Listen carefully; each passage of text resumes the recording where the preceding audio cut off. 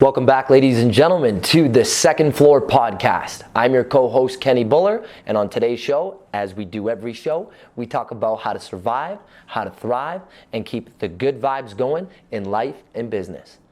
On today's show, we bring to you special guest Anthony Zorzetto, who humbly is willing to speak about a specific subject in which we haven't brought to anyone's attention yet on our podcast.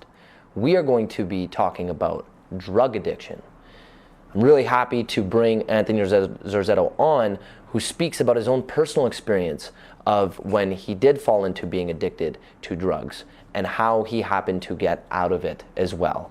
Being fully clean today now, Anthony is successfully running his construction business in residential and commercial properties. He also, on the side, whenever he gets a chance to do so, he's a motivational speaker and speaks to multiple high school students on drug abuse, addiction, on entrepreneurship, and on goal setting. I wish to share with you, before we start with Anthony's episode, a few words that he has mentioned himself. Anthony says, "I believe that when times are tough, you must not lose any momentum. You can't afford to. Dwelling on the situation only makes it worse. Like the snowball effect. To get out of tough times, you have to power through it with an open mind, courage, and enthusiasm." Without further ado, let's bring Anthony on the show. It's getting cold out there, guys. The temperature is dropping, the leaves have fallen, and the snow is coming. Well, it's already been here. Don't worry though. The crew at Lux Market have you covered. Sweater in fine cashmere and merino wools from brands such as Hugo Boss, Armani, and Gran Sasso. Coats and jackets from Belstaff, Montclair, and Michael Kors.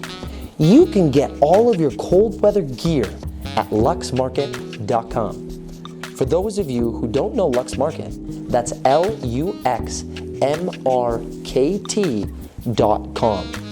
It is Edmonton's premier menswear consignment store. So those brands we just talked about are 50 to 90% off their retail prices. Not only can you get the very best in fall and winter gear, but you are getting it at the most amazing prices. The best part is, guys, luxmarket.com is an online store. So you can actually buy the clothes you need right now.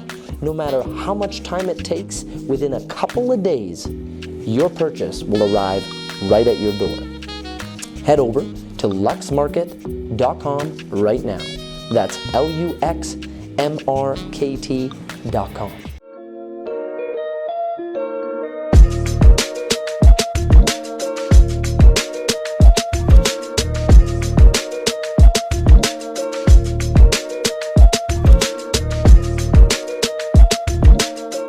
Welcome, Anthony. Thank you. Thanks for Great to have you on the second floor, my friend. Glad to be here. I want to start off by asking you, Anthony, give us an idea of how you got to where you are now from everything you've gone through to this day, because I know you have a very powerful story to share. Mm-hmm. And I want to hear it from your own words at first, give you the opportunity to just talk about, first of all, how you fell into drugs in the first place. At that point in your life, what is it that happened that led you into this, let's say, lane of using drugs as an escape? Yeah. Okay. So when I got into drugs, it was weekend stuff. So I go to, you go to the nightclubs on Friday, Saturday. I was single at the time, and I honestly was so ignorant to it. I didn't know how close it was to me in my friend circle. So if I got 10 friends, maybe 3 or 4 of them were doing drugs. And the first time it was ever exposed to me was at a buddy's birthday of mine. And I said, I'll give it a shot, right? We're talking about cocaine here. And I was like, I'll give it a shot and see what it's like.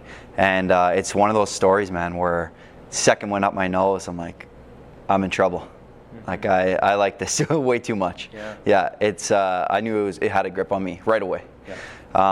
And it started to become birthdays and New Year's Eve, Halloween parties and stuff like that. And then it started to escalate to every weekend. And then it started to be both days, like the Friday night and the Saturday night. And then you come down all day Sunday, and it's just terrible. Yeah. And then I did for a little while, kind of figured my shit out. And I'm like, I don't like this. First of all, it's expensive. It actually is more expensive than gold. Like for an ounce of gold and an ounce of blow, it's like $300 more an ounce for blow. A gold you can hold and touch, and blow is just gone, right? It's terrible. Yeah. So I'm pretty cash conscious, right? So I started to add it up. I'm like, this is not okay. This is affecting the bank account. Yeah, exactly, big time. Massive lumps are coming out of ATM and the fees. Yeah, wow. Yeah, so I kind of distanced myself from those guys, which I think is the most important thing to get away from drugs is kind of just distancing yourself. And you don't have to be an asshole about it. You don't have to just say I'm busy or whatever, right? Doesn't matter what they say. So I got away from it, and I was working in construction for a large construction company, and I always wanted to be an entrepreneur. As a kid, I would sell baseball and hockey cards corner. I lived in a small town in Beaumont. Nice. And I'd have like a wagon, right? And put it on the corner, and there's Ring Road is the popular road there. Yeah. It's where the parade goes around and stuff like that, and I would sell it on the corner and stuff. And I've always had that kind of. You had that entrepreneurial spirit at a young age. Always. And so in construction, I went through and I got my journeyman. I'm a journeyman carpenter, Red Seal. I went through and got that done. And on the weekends, instead of partying, I'm going to keep myself occupied, and I'm going to do some side jobs. So I would build decks and fences for cash, and I decided that I'm starting to make more money doing side jobs than I was working for this large company. Yeah. And the risk and the stress that I had with the large company was far greater than the cash jobs, because I could build a deck in a weekend and get exactly what I would make in 2 weeks. Wow. With all this risk of injury and the other guys. Like I'd run 20 people, so there's a lot of stress involved with that, right? Exactly. And once I started doing these side jobs, I'm like, you know what, I'm going to start my own company. And so I saved up a year worth of bills so that if I couldn't land a job on my own for an entire year, I would be okay. I'd have my mortgage looked after. And by the way, I bought my condo when I was 19 years old from doing side jobs and stuff like that, right? Wow, so always had that. Right. No, not. I saved up the down deposit for it, the 5% or whatever. So yeah, exactly. It was the first one. I was super proud of it. My parents were proud. You don't hear that anymore. Yeah, exactly. Yeah. It's stupid now. You know what I mean? So, I saved up for a year, and I was able to go on my own and start my own company. And at the time, I met this girl, and we dated for 5 years. Mm-hmm. We got married. I was married for a year and 10 months, and during that time, I had my business. It's called Generation Contracting, because my family, both sides, all the way back to as far as I know, were contractors and in the trades in some capacity, and usually in a higher level, like CEO, owner, superintendent, like not at the laborer level or anything like that. Wow. Like big shoes to fill and a little bit of pressure on me and stuff, and I was proud of that. So, but for me, my business was, it started to fail because I used to be very meek, and I was very bad at collecting my cash. So if I had a contract for $50,000, I would pay my sub-trades out, and I'd go to the client and be like, I need my last, it goes in draws. So you get 50% up front, 40% when there's 10% left, and then 10% at the very end. And a lot of times, that's where your profit is, by the way, for construction. So I'd go to these guys and be like, I'm ready to get paid. And they know that I was young because I was 23, something like that, 23, 24 years old, my own company. So they're like, no, I'm not going to pay you. That happened like a few times. Really? Yeah. So essentially they tried to cheat you. Yeah.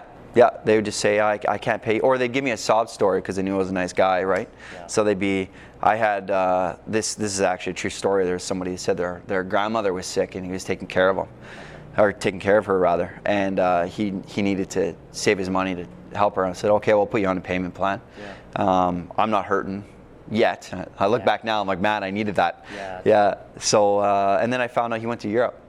Jeez. Yeah, took his girlfriend to Europe, or his wife to Europe. So that was on my money, right? Yeah. And I just let that kind of stuff happen to me. I just don't know why. I still don't know why that I was like that, or even sub-trades that kind of squeeze me a bit and say, this is an extra, this is an extra. And I'd be like, okay, you know, whatever, man. Like, just, I don't want to piss you off, so whatever. Because I've always been a very positive guy. Definitely. And I kind of like to put that out. Yeah. And if I don't, I feel like I'm not myself. So having confrontation with people, verbal confrontation with people, it would upset me, and I felt like I wasn't being myself or whatever. So I'd just be like, whatever, just let it happen to me. Definitely. So yeah, my first business started failing because of accounts receivable, and we had a couple of jobs go wrong, and my wife at the time was not understanding of that. I said, you know, we got to dial back our spending a little bit, and I need to lean out and get some more jobs in. And we got to live cheap, right? She wasn't about that life, so didn't understand. And she came from a successful family also, so she's accustomed to a certain lifestyle, you know what I mean? And it's at that point, and whether it's your life or hers, when you're so used to getting things very quickly without a struggle or a problem. Yeah. You don't really see or know what's happening behind the scenes. Yeah, exactly. And it leads to, okay, well, why is it not happening now? Why can't it be done? Yeah. It stresses you out because now you see the other side. Yeah. You know, you're living proof of it and running your own business and trying to make those ends meet, right? Exactly. And just because I think a lot of people think that just because you own a business, you're some kind of baller or you have a lot of money, and it's the opposite is true at the beginning of the years, right? And you know, like 99% of businesses fail, right? Mm-hmm. And so just because you own a business doesn't mean you have a lot of money. It just means your name's on a piece of paper. Definitely. That's really all it is. Yeah. And she didn't understand that. So anyways, we split up, and whatever, that didn't really, honestly, like, I don't want to sound cold, but I kind of fell out of love with her earlier, like months before, and I was like, whatever, like, let's just, done deal. Exactly. But what I was really upset with was losing my business. So I kind of did the math, and I said, I can't get out of this. There's no way. I got to go back to work, and back to work for another company. But I was so stubborn in my thinking that I could, I'm very, I feel like I can do anything. Mm-hmm. So I'm like, I can get out of this. And also my ego was stupid big. Mm-hmm. Like, this whole experience, like, I'm fast forwarding for a second, but this whole experience has very much humbled me. Very much humbled me.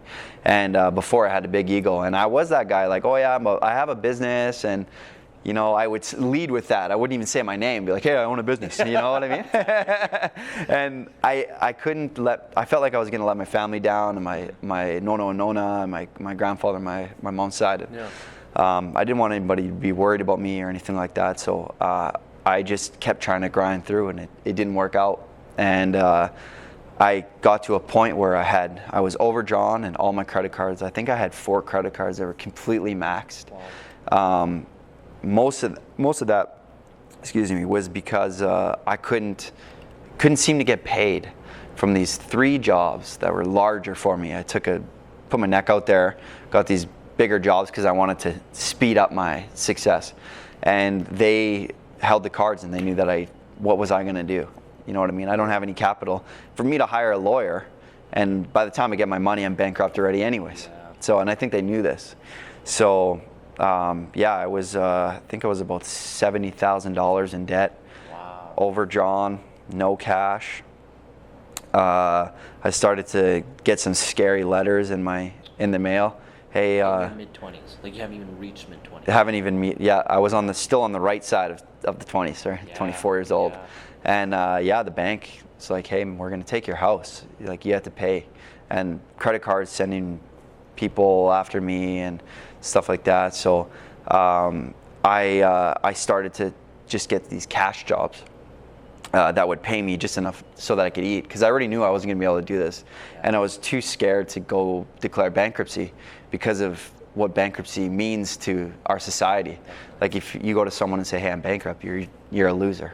Like, that's what people think. A lot of business, now that I've gone through what I have, a lot of business people, they're like, oh, cool, man, I was bankrupt too.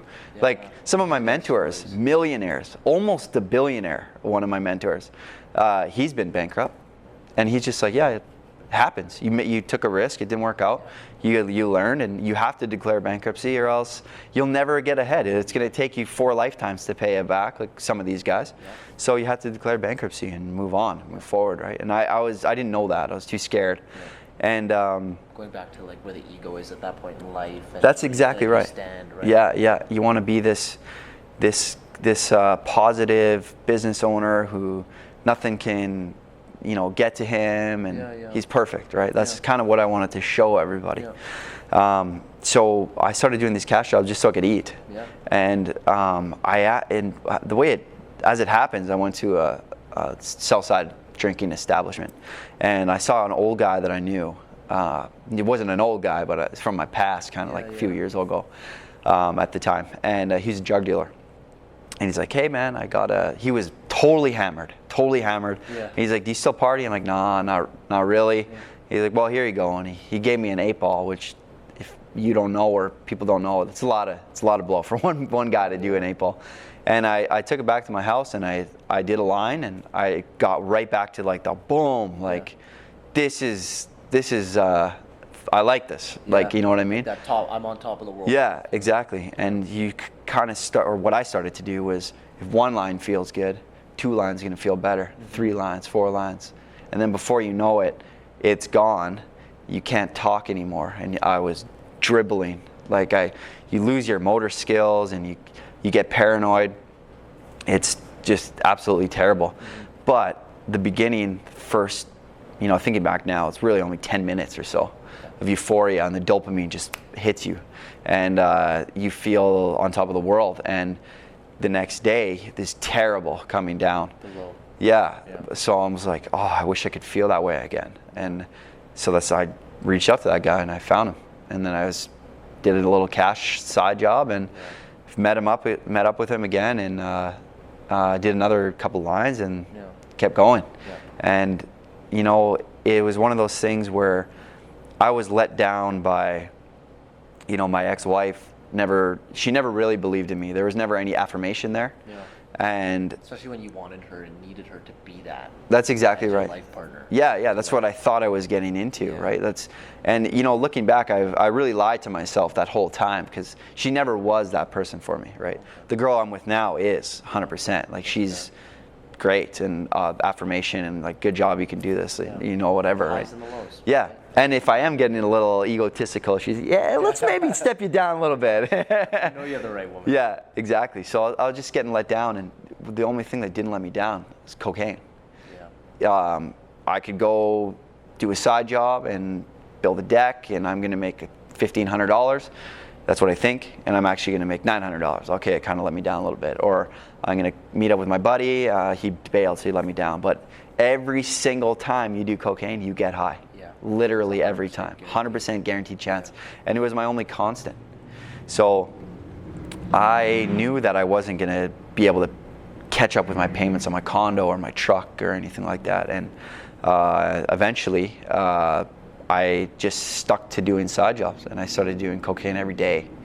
And I would do several grams a day, to the point where, like I said before, I'd be drooling, and I'd get to the paranoid stage where it's not funny, but it kind of is now that because I'm out of it 100%. Yeah. But I recall one time standing in my bedroom with a baseball bat, and I was like in my underwear, and I was staring at the door because I thought the cops were going to kick my door in. Damn, for 2 hours. Eh? For 2 hours. Wow. So like this for 2 hours, and it seized my back up. I was for like days. My back was all sore because I was hunched over like this. You were just waiting. I was just waiting for nothing going to happen. Nothing.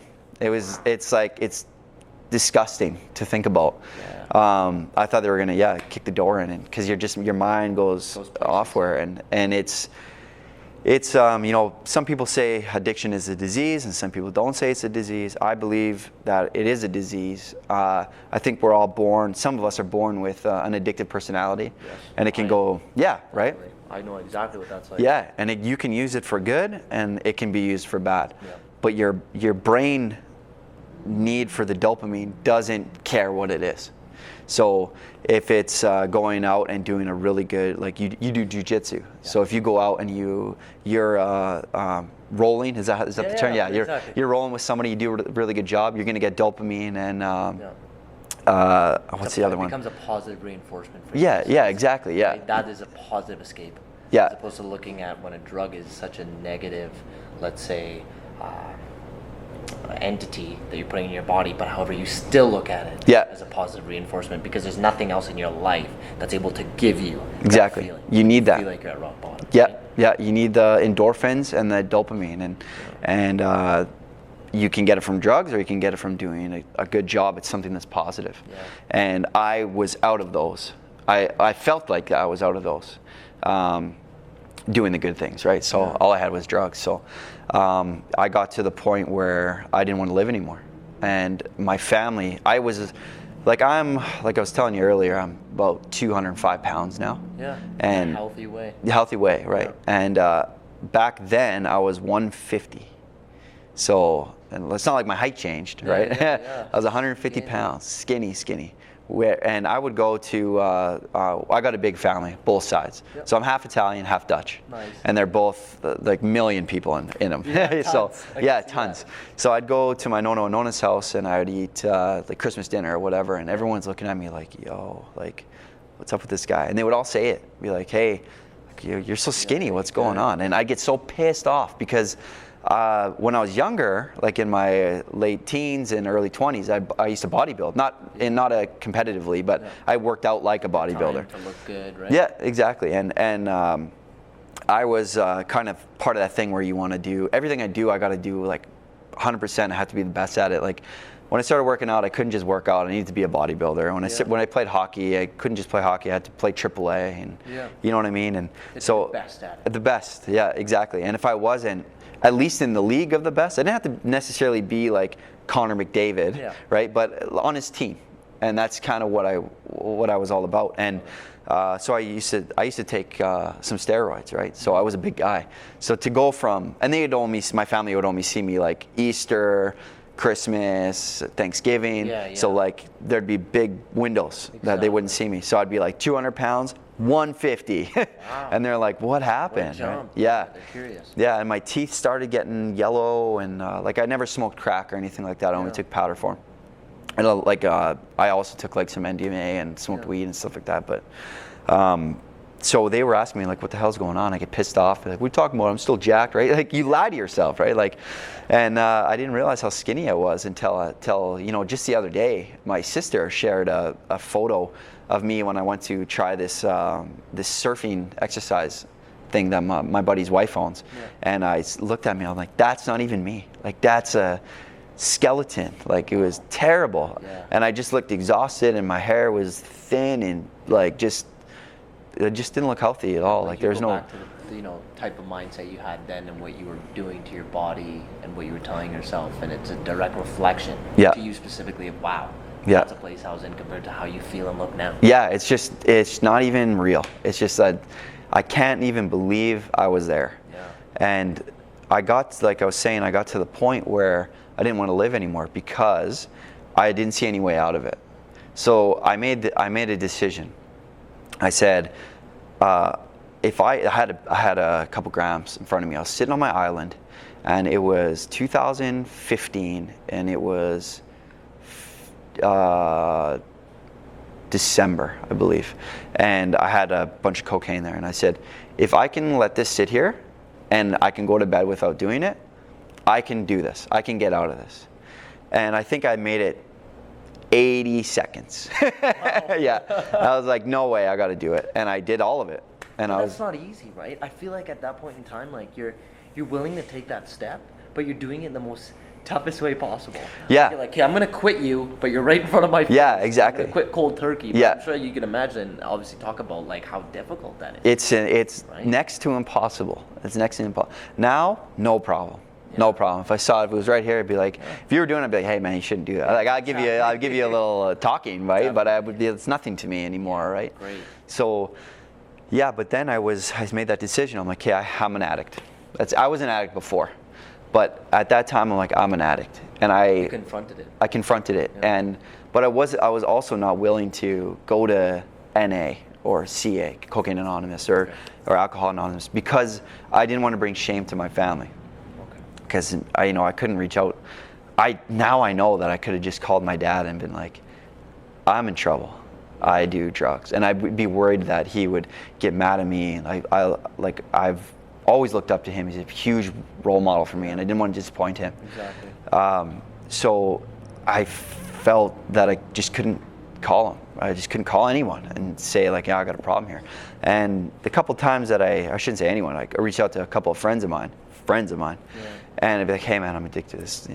Oh, me too, man. Let's do it together. Like, shit, wow. Yeah. So it's like, response. Yeah, exactly. And to anyone who's watching or listening, what happens when you start doing drugs is, if you got 10 people in a room, 10 friends, and only 3 do drugs, I guarantee you 100% that you will not be with the rest. You will only be with those 3 eventually. Everybody else will fall off.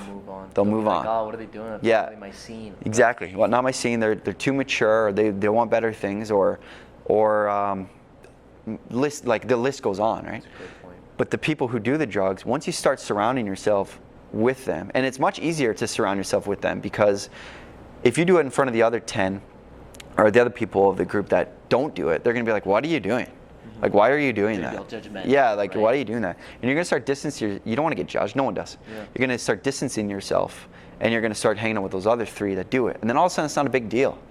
You're doing it in the open, in the living room, after the bar. It's like, this is totally fine. You're having the best talks ever.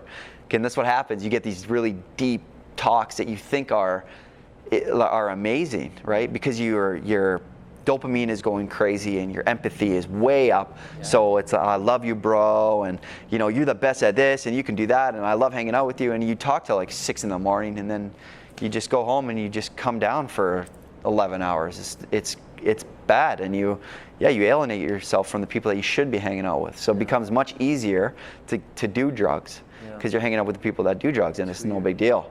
And then heightened instant gratification. Exactly. With and then all the people who are doing it. Totally. And within that group, there's going to be 1 or 2 that go hard, and they're straight up doing it every day, and then you start hanging out with those guys. Yeah, wow. You know what I mean? And then you start robbing people. Maybe I've never done anything like that, but if you need money, and you're out, because you will be out of money when you're doing drugs. You have to get money somehow. Yeah, wow. I just happened to be good with my hands and be a carpenter, so I could do stuff like that, right? Yeah. But if you're not, you're gonna rob someone, or you're gonna take your mom's TV and hawk it, grab some cash just so you can get a hit. Yeah, and that's how it happens. That's how it goes. Damn. So, yeah, I was living like I wasn't gonna live anymore, because that was my plan. Is I was gonna kill myself, because I didn't see any other way out. Yeah. And I waited for my family to do. When I talk about my family, it's my dad, my stepmom, and my mom. She lives up north, and my 4 stepbrothers, and I got a sister. Oh wow! And it's a big family, blended mix, modern family, blended. Yeah, exactly. We, I call them store bots, and they call me store bots. Like they bought us at the store, right? There you go. Yeah, so we're all fairly close now, right? Yeah, but that's great. They all go on a trip, and they were going to Hawaii. January, February 7th, 2015. Mm-hmm. It was one of the 2 months. I get them confused thinking back.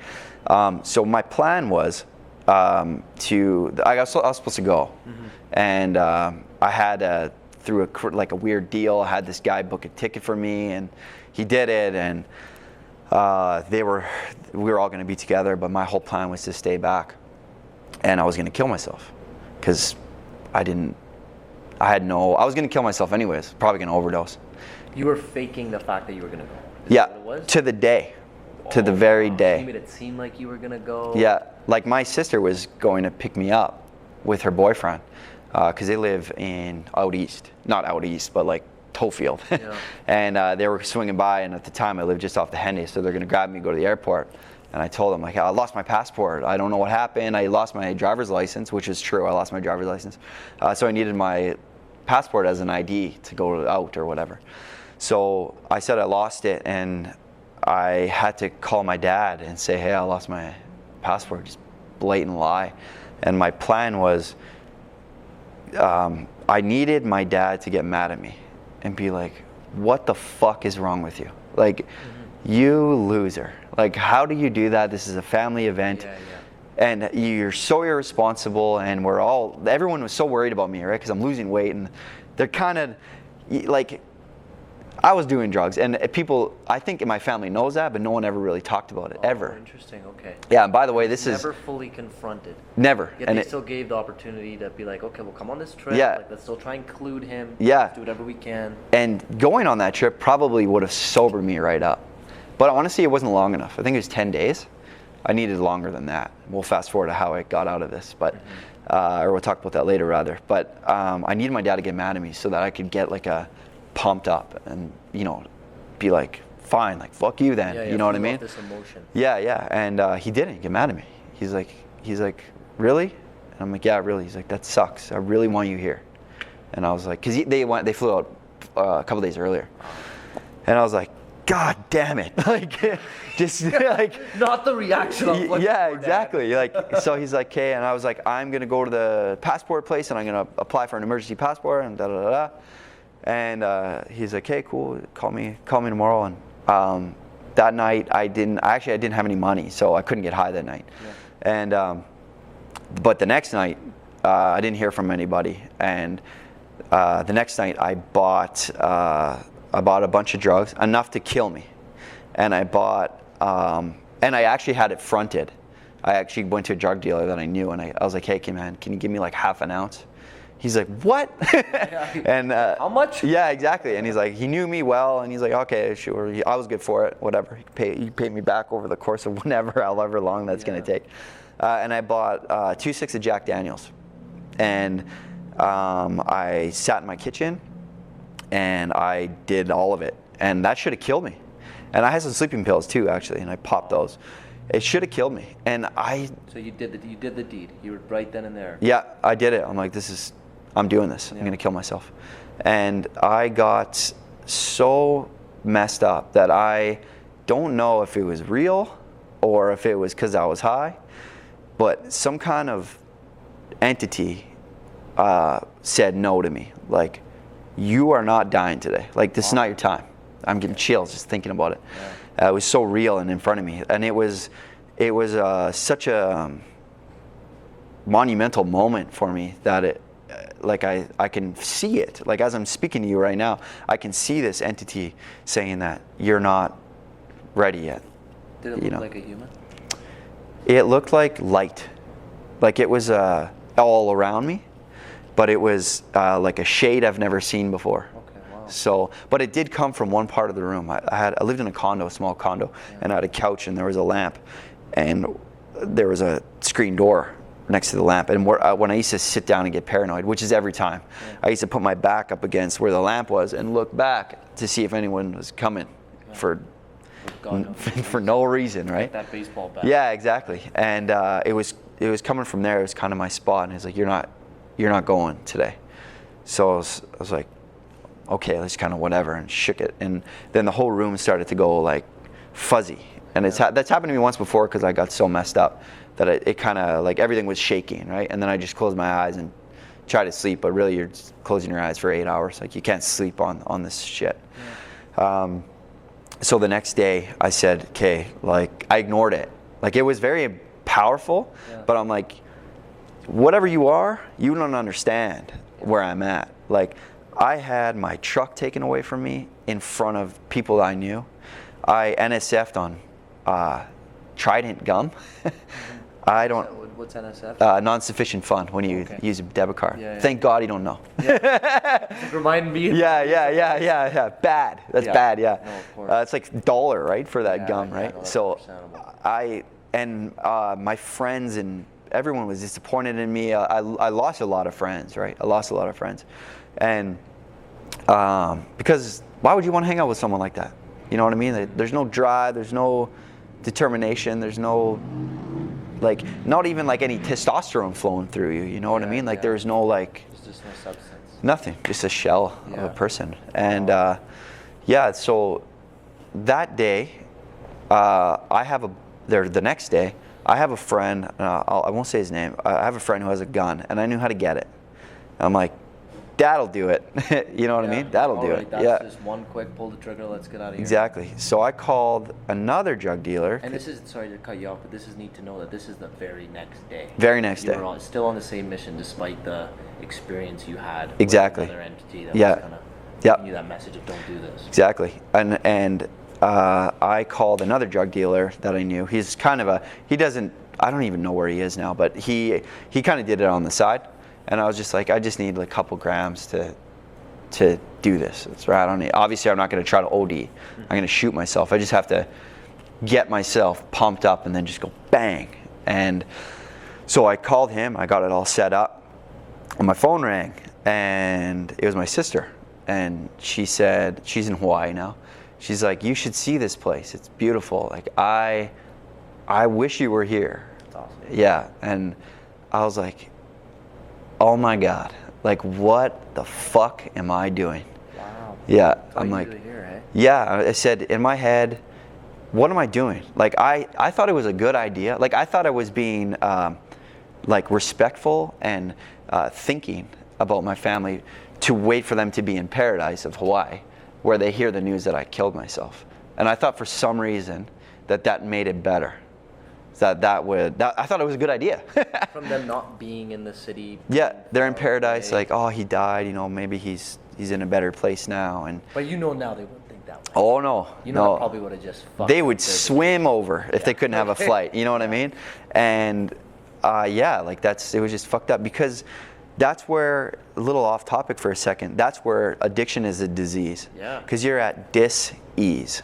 Yeah. And it's a chemical that is processed through acetone and gasoline, never mind the alcohol, and it's just eating your brain. And that's why I believe it's a disease, because that's what a disease does. It does the same thing, attacks your tissues and your organs and everything.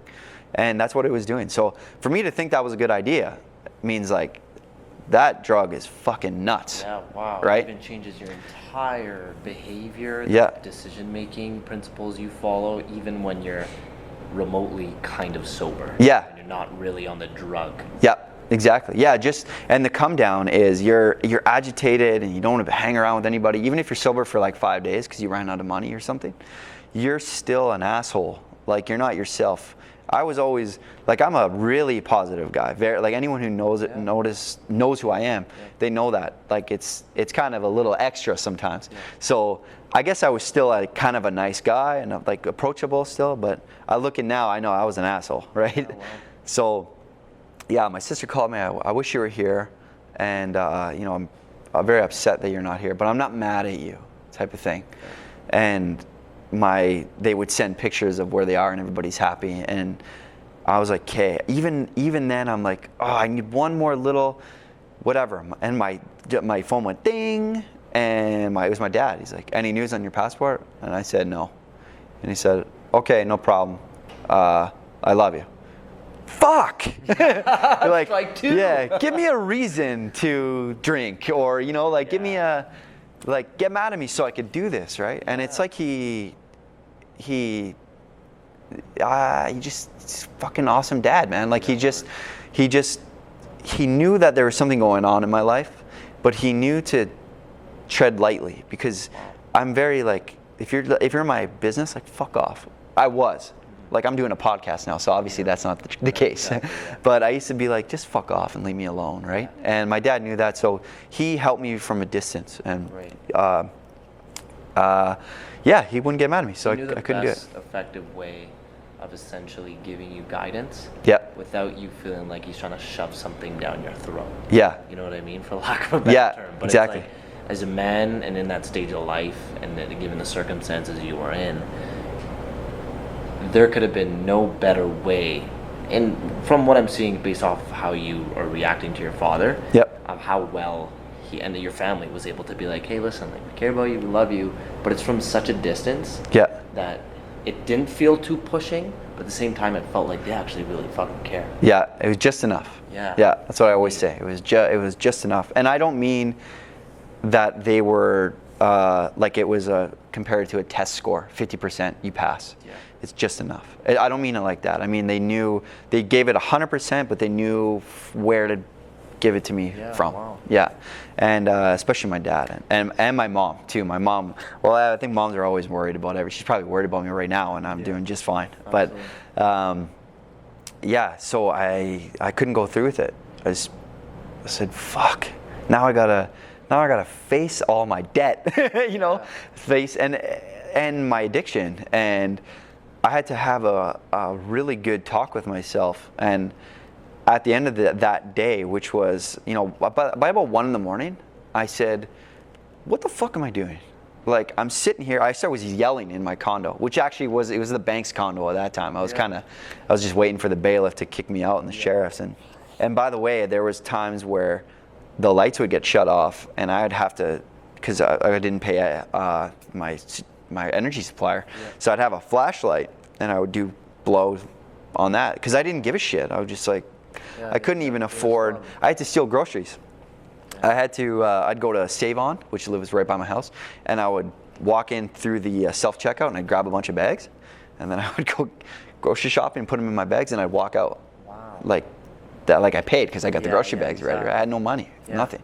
I had still somehow got drugs though, but so the next day, literally the next day after that, I had an old buddy of mine that I used to work with. I used to work on White Ave and being a bouncer and a bartender. And mind you, before you go into the next day, the 2 accounts of 2 of your family members saying I love you and wishing you were here, you stopped what you were going to do. Yeah. From the gun and leading to it. Yeah. That was enough for you to be like, hey, let's go into the next day. Yeah, that I kind of had this picture of like I was a drone and I was at my funeral, you know, or my spirit lifted off and I was at my funeral and I saw what I have done to my whole family, my brothers, my mom, my sister, my dad, and extended family. No parent, and I'm a dad now, and like this makes me emotional. But I could never see the day where I bury my son, and that was what I was gonna do to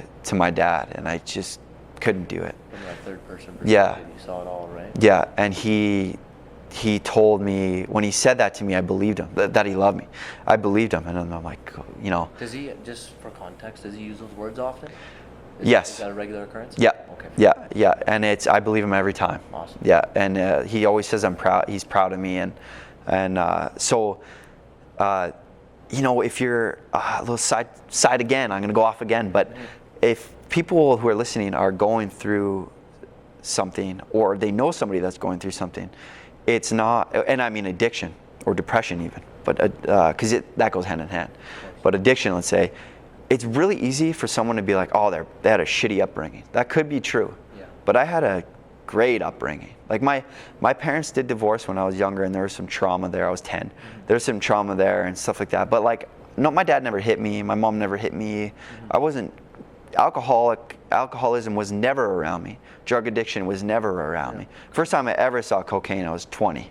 Yeah. So it was never around me, right? So you can get the attaboys and good job all the time, but that's not what's going to stop someone from doing drugs necessarily. It's great for you to bring up. Yeah, but at the same time, if people aren't getting that might do it too. Yeah. So there's no right answer for why does someone do drugs if they have a nice family or whatever. It's important to know that in your special case, it wasn't even because of adolescent family upbringing. Yeah, right? Yeah, exactly. So, I got to I think I might have missed something there, but I got to the next day. Yes. And that I kind of started thinking about that light that I saw in my condo. And this guy that I saw, here we are. I haven't seen in a long, long time. I used to work on White Ave, and I used to bounce with him. Big dude, like the guy, he could bench press a truck probably kind of guy. And he needed some work done.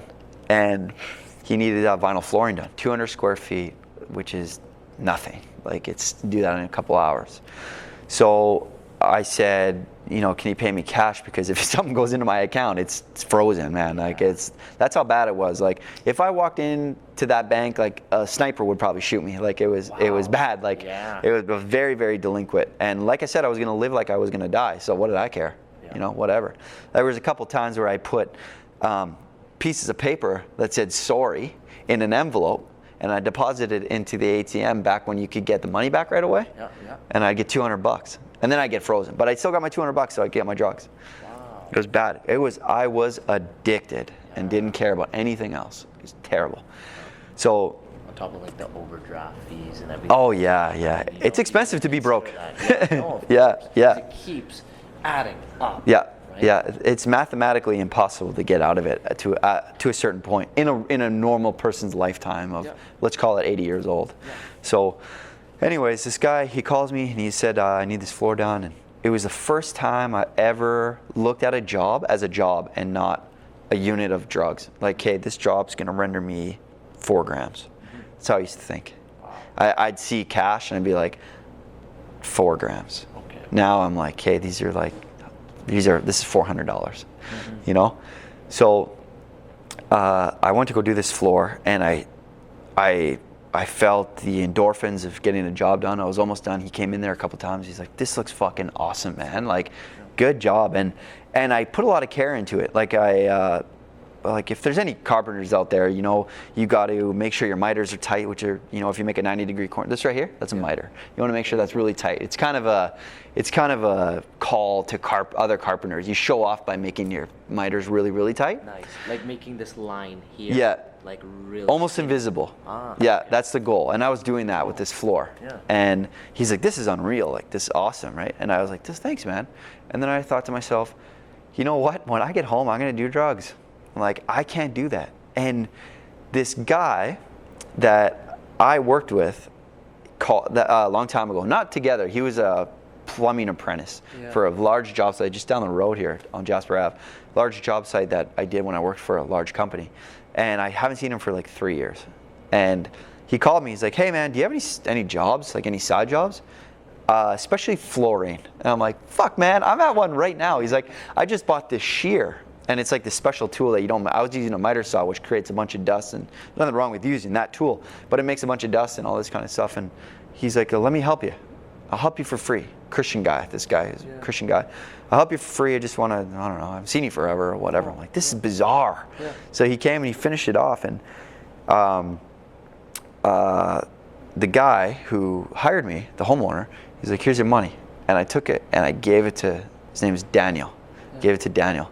And I said, I said, dude, if I take this cash, I'm going to do drugs tonight.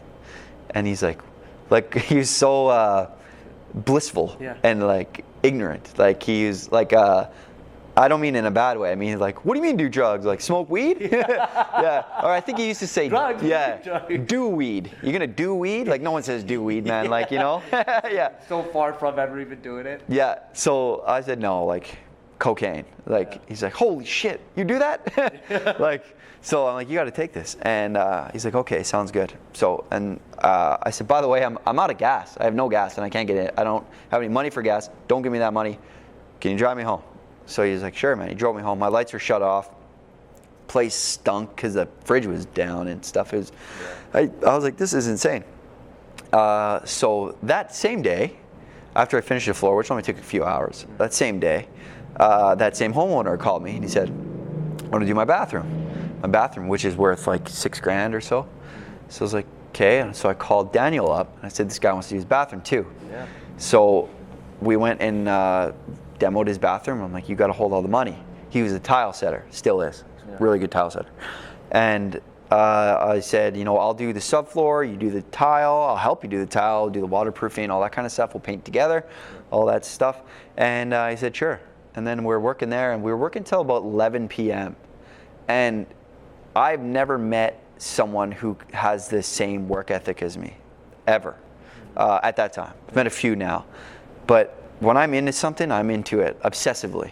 Yeah. And like, rewind to when I was doing my side jobs, I was working 10 hours a day at my job, and then I work another 4 or 5 at night, renovating kitchens and doing decks and stuff like that. And So I got a lot of hustle, and I still do. Yeah, you got a lot of work. Tons. And I'll do it the hard way if I don't have the cash. Like, there's times that I smashed up driveways with a sledgehammer because I couldn't afford to rent a Bobcat. Yeah, wow. Right? Or because I didn't have a credit card to rent the Bobcat. Exactly. You know? So I'm like, this guy's insane too. Like, this is crazy. So I'm like, you want a partner? He's like, yeah, I want a partner. I'm like, there's a list of things you should know about. Okay. And I said, I'm a drug addict like you've ever seen. My house is getting taken away, and I'm terrible with money at the moment. And I'm really good with it now, but terrible with it at the moment because I looked at money with units of cocaine. Yeah. And he happened to be the most frugal person I've ever met. Mm-hmm. He's got good Christian morals. Great. And all that stuff. So we decided to partner. And I said, you know, I got to live with you. If I can only. When did he say yes, though? Instantly. Really? Instantly, yeah. That's amazing. And I think it's because he's a Christian, and he's like, I got to help this guy out. Faithful man. Yeah. So that's what he did, and he used to live with a buddy of mine named Chris, who Steve Liang is good friends with. Shout out Steve Liang. And that's how I met him. How I met Steve Liang. But so Chris had an unfinished basement. He had a master bedroom, and he had a second bedroom, and then he had this loft with a futon on it. Okay. And he's like, yeah, man, you can stay here. This is what rent's gonna be, and I said no problem. And this is your partner's friend, Chris. Yeah, yeah, and he was actually a friend of mine also. Yeah, a friend of mine also. And I lost him as a friend because I one of the jobs that I got burnt on, I had to burn him on. He was my plumber for it, so I couldn't pay him because I didn't get paid, and it was just one of those situations. But he didn't hate me or anything like that. He understood, but it was a shitty situation. Yeah. Tough to remain the same, like very nothing ever happened, right? I agree. But some time passed, and he took me in, and I'm super grateful for that. He took me in, and I stayed on this couch, and I said, hey, I'm about day 2 without cocaine, and I am gonna be a fucking monster in the next couple of days. So this is what's gonna happen. I'm gonna get cold sweats. I'm gonna lie to you. I'm gonna tell you I'm gonna go. I think there's a joke we all have now where I'm like, I just got to go park my car. Yeah. like I just want to move my car because I don't like where it is. Right. Yeah. I'm gonna go go around and find a guy with a tattoo on his neck and find some drugs. Right. Wow, yeah. I would have. The same hustle I have in my business now, I had back then. We'll get to that, but it was crazy. Like, you need something, you want to do something, you go do it. And at the time, it happened to be go do drugs. So I said, I'm going to lie to you. You got to chain me to a fucking telepost, like a pole, right? And I wasn't kidding, and they realized that I wasn't kidding because about day 2, they didn't tie me to a pole, by the way. Yeah. But does that happen? Yeah. About day 2, I was like, hey man, like, let's go do something. Let's go to like whatever, a bar. Yeah, let's just stay busy. Yeah, and we did. We went to a bar, and I would manipulate because I wanted this thing so bad, this drug. And Chris was kind of like, whatever. Right? Like, we were all single, by the way, so we were all looking for girls and whatever. And we're all handsome guys. I'm like, oh, I see this girl over there. I'm gonna go get her number. Yeah. And then Dan tells a story that he sees me walk right past her, and then I start running, and he's just like, no, yeah. He's keeping an eye. Yeah. Too. Like, this guy better not be lying. Yeah, and I ran right up to this guy that I knew, and he, funny enough, had a tattoo on his neck, and Dan grabbed me. He's like, get the fuck out of here, to the guy. And Dan has never been in a fight in his life, ever. Yeah, wow. And he looked at the guy, he's like, I'll fuck you up. Holy and shit. The guy was like, whatever. He's like, whatever. He was fucked up. And he's like, whatever, man. I'm not, Plus, he had a bunch of drugs on him, so he's not going to get in a fight in the middle of a club, right? So kudos to Dan for being like, I'll fuck you up. Because he's never, to this day, threw a punch. No way. Is this your business partner? He is my ex-business partner, actually. At the time that you're talking about, right? Yeah, that's right. And he's... faithful Christian, right? That's right. Okay. Yeah, and he kind of got me through those stages and of, trying to run away. And I told him straight up, while I was not coming down, I said, I'm going to lie to you.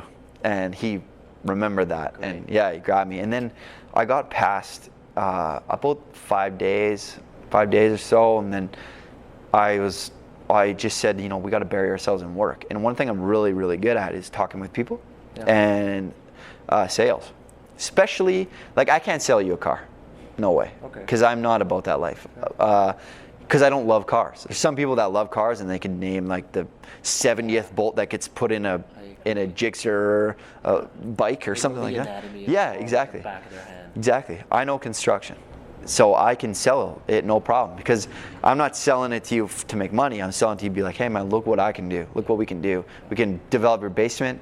It's an investment, and it's going to be amazing. Your kids could play here. You could have a bar down here, or a man cave, or whatever it may be. And Dan couldn't, sell a life vest to someone drowning. Like, no way. He's brutal at it. But he was good with his hands. Like, he was a good carpenter, or a tile setter. And he was kind of like call him a Swiss Army knife. Like, he kind of do everything. Sweet. So we worked great together. So what I did is I said, let's go out. We're going to go door to door, and I'm going to sell decks, fences, patios, basement developments, renovations, anything. Wow. And I made our schedule so fucking insane that I had no time to go to the drug dealers, or no time to think about drugs. You kept yourself busy. Yeah, exactly. And we, this, looking back now, it wasn't very healthy, but at the end of each day, we went to this establishment on the south side. I don't want to say their name just in case it makes them look bad, but we went on to the south side drinking establishment, and I would drink beer. We would drink tons of beer, but I would say, here's my cell phone, and here's the, I wasn't allowed to touch any cash, nothing like that. So here's my cell phone. I'm gonna get drunk, and when I do get drunk habitually, as an addict, you want to step it up all the time. So a couple beers, you call your drug dealer, right? Or you look for the drug dealer in the room. And we kind of had like this kind of boys club there, and familiar, they knew. Yeah, situation. Exactly. And I was honest with everybody, and that's why I am still honest with everybody, because it keeps me accountable, and it'll keep you accountable. If you're honest with me, I'll be honest with you. Definitely. If you tell me, man, hey, are you a black belt? In Taekwondo. Okay, so if you want to get a black belt in jiu-jitsu, and it made you said I got to do like 50 things to do that, and you told me, I'll try to keep you accountable to it. Great. So I go to my buddies and I say, hey man, I can't do drugs. My real friends are going to keep me accountable to it, and that's exactly what everybody did. So I had a couple hiccups here and there. Birthday one time I got messed up, like I relapsed and did drugs, and here and there, but nothing to like what I was.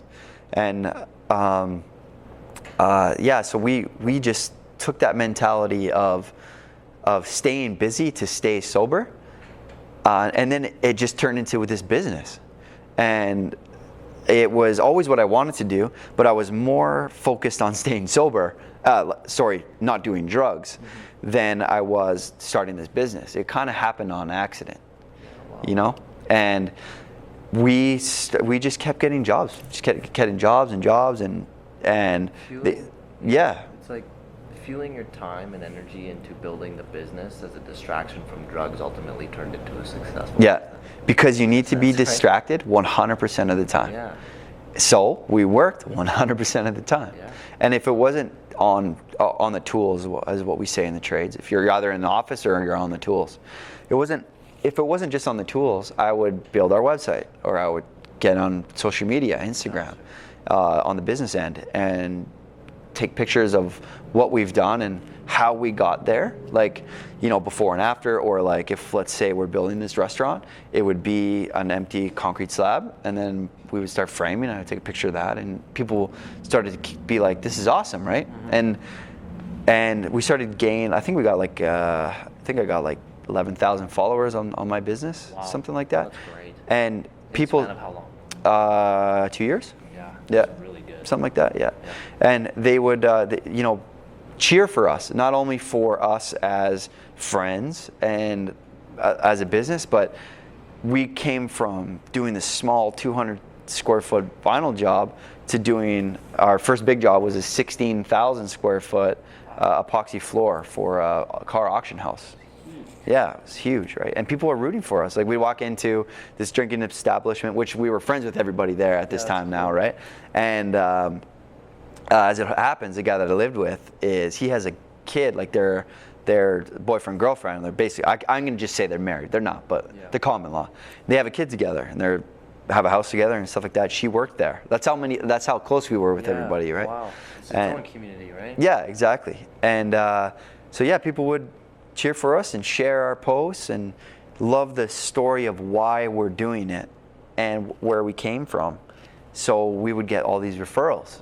And before I knew it, I'm like, hey man, I'm at like 200 days without doing cocaine, right? Fuck yeah, this is awesome. Did that kind of catch you by surprise? Or were you like, another day, no cocaine, another day, no cocaine? Was it like something you were tracking every single day? At the first, probably couple months was like that. Okay. You just have to get through the day. I got a couple of people that I've reached out to, and I'm a huge advocate of surrounding yourself with people that you want to emulate. Yeah. Or, big time. you know, even if they're in a different industry, if they're very successful, chill with them because they're doing something right, right? And so I'm like, this guy that I know, his name is Josh, he was heavily addicted to crack for years. And then he just got sober. Yeah. You know, it sounds easy for me to say that, but for him it was probably fucking hell. Yeah, he has his own story. But exactly, yeah, and it was probably incredible. He tells me a little bit, but he's been sober for like 17 years. And that's a fucked up drug. Like, you think, you know, cocaine grabs you, but crack like implodes into you. It becomes you, yeah. And you know, there's worse than that even. And anyway, I'm like, what did you do, man? He's like, you got to go minute by minute, hour by hour. So, and then once you start doing that, you essentially are creating a checklist. And like we all know, as an entrepreneur or anyone that even in sports or whatever, if you have yourself a checklist and you get to do a check, you get like a little shot of an endorphin once you do the check. You know, like, okay, job well done, check, next thing, right? And you're like, fuck yeah, let's keep going. That's what happens with the mentality of going hour by hour, day by day. You check. Yep. And you can start becoming proud of yourself again. Exactly. And, you know, I started... Another hour, check. Exactly. Another hour, check. Yep. Little checkpoints, just like a video game. Exactly, yeah. Right. And I started gaining my weight back, started going to the gym. Yeah. And that's when I met my girlfriend that I have now. That's why I actually started going to the gym. You know, I'm nice. like, this chick's way harder than me. I better start going to the gym. Yeah, exactly. Like, you know, I'm like, I was ripped because I was skinny, but like I couldn't lift this glass, you know. Yeah. So I started going to the gym and I started to become myself again. That, you know, that 19-year-old guy full of piss and vinegar. Sweet. With motivation and stuff like that. And, you know, I brought that back into my business. And, you know, I got, you know, me and my business partner at the time, when we were, Zorzetto Williams was the name of the business. Daniel Williams was the Williams. We just kind of we just wanted different things. Yeah, and fair. I got back to myself where I'm like, okay, building small jobs is not what I want. I want to build a fucking high rise. Yeah. You know what I mean? Like, the reason I'm in business is because there's no ceiling on it, right? If you work for a company, and there's nothing wrong with that, but for me, if you work for a company, you can make it up to the CEO, but that's it. There's a ceiling. If you own the company, you can be like, yeah, I'm gonna be the biggest construction company in the fucking world, right? Or I'm gonna build another business off to the side, which is what I've done. And it's an epoxy floor coating business. And I want to do every garage in the city. You know what I mean? You can say shit like that. You might not be able to do it, but you can say shit like that. And it's like this game that never ends. There's no limit. Yeah. Sky's the limit. Exactly. Literally. And my old business partner was more comfortable. He wanted, like, you know, he wanted to be this small outfit that just did like floors and stuff like that, because he doesn't handle stress the way that I do. Maybe because he sees it better than I do. Maybe I'm different vision. Yeah, you know, like I think I'm a little crazy. Like I think I'm a little I'm always glass half full, and the glass is Gatorade. It's not water. It's something better. No, you know, of course, you know. I love that. He's like, glass is piss. It's half empty and it's piss. You know what I mean? He's like that. Like, so we just, you know, broke it off and in a respectful way. Yeah, it's all good. Like, it's all good. It didn't affect anything. Yeah, and I've had him do some small jobs for me. Like we've done a basement development. He come and done the backsplash. Right? I can't knock his work, right? Yeah. And of course, there's a little bit of friction when you first break up, and you know what I mean. So yeah, it was all good, and now I'm like, yeah, I'm totally back to myself. The addiction is gone, 100%. Absolutely. People will argue with me on that. Like some people will say, you, and when I say you, like I mean people in general, an addict is always an addict. It's just if you're active or not, or if you're sober or not, right? And do you believe in that? I don't believe in that. I believe that you can start chapter 2 or version 2.0. Love it. Yeah, that's my mentality. And I went to a couple AA meetings and stuff like that when I relapsed, and I'm like, okay, I need a little bit more help than I thought, but I'm almost there. So I'm like, I'm gonna try these courses. And I went in and you know what helped me? I got to talk. Talking helps, right? You hear the stories. And then I went to a few more. I'm like, these people, and like again, I gotta explain myself a lot because people who are in addiction mode, they're very sensitive. You're very, very sensitive. So I gotta be really careful. But that particular group was not for me. I just saw a group full of victims with victim mentality, and they don't know how to, you know, okay, you got sober, awesome. Stay sober, awesome. You know, you go to these groups, now go to the next step. Yeah. And go to the next step. Yeah. A lot of people go from rock bottom where I was. Like if there's anything under that, that's where I was. Like it was fucking bad. Yeah.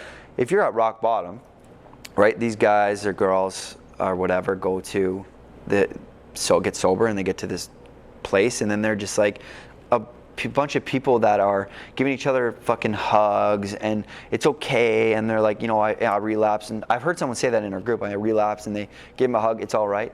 It's not all right. Yeah. You know, that's not okay. Yeah, don't encourage that. Yeah, that's not okay. And that when I saw that, I'm like, fuck this. Like, I need a little bit more, I'm a little bit more of a tough love type of guy when it comes to me. Yeah. And I think I can tell what people need. Like, so, you know, my girlfriend needs one thing, my brother needs another, and my best friend Eric needs another. Absolutely. Everyone operates differently. Yeah, I can't be tough love with this person, but I can with this person, right? Yeah. I need kind of a bit of a hybrid, but more so the tough love. Like, there's a guy, David Goggins. You know him? Yeah, he's a fucking beast. He's tough love. Instagram posts he's putting up. Yeah, it's some next level shit. Unreal. And he's the same thing. Like he used to be real fat. Yeah. And he used to say, or overweight, whatever, fat. And he used to say that all the time, that he was fat. And he used to be like, you know what? I'm fat. I'm a fat motherfucker. That's exactly what he says. And he's like, I'm dumb too.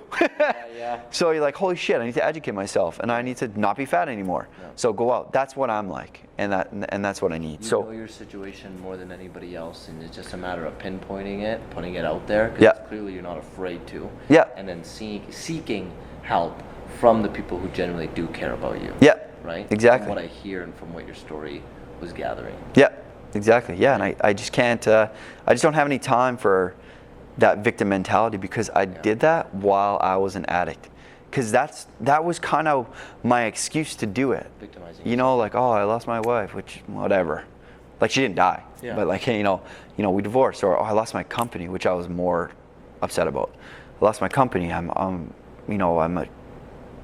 ashamed of being who I am right now, and I let my dad down, let my brothers down, let my sister down, let all these people down, and I would say that over and over. And then, you know, as I got sober and I got to myself, I'm like, then don't fucking do that. Yeah. You know what I mean? What can I do to make them proud of me? You know, and then now you get to a point where, what can I do to make me proud of me? And now that I have a son, what can I do to make me proud of me and my son proud of me? And that's kind of what I would do. That's what I do now. Yeah, wow. Yeah. And I take that mentality into my businesses. Yeah. And you know, there's no day, you're not going to find me leaving work early and saying, you know, I'm going to go home and chill out, because I did that already. I sat at home and I, enough time you know, looking around in the ceiling, or some fake cop that's going to come kick my door in, and you know what I mean? So every day needs to be better than yesterday, or else I may get back into that mentality, that addiction. You know what I mean? Wow. So I'm so afraid to go back there. Like, I'm not actually scared, because I know that'll never happen again, right? Like, I always think about like Eminem. Marshall Mathers in Recovery. He says he flips the whole liquor cabinet up. Like, it's there, and he's like, I don't fucking need this. You know, like, it's a boss move. So I try to do that kind of stuff.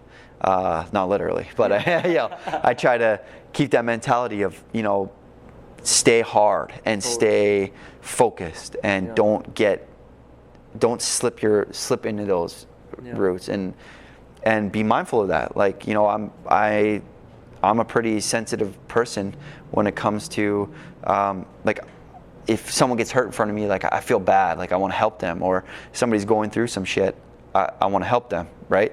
But I have to distance myself a little bit so that I don't feel that energy and then go back to where I was. You know what I mean? Because they need company.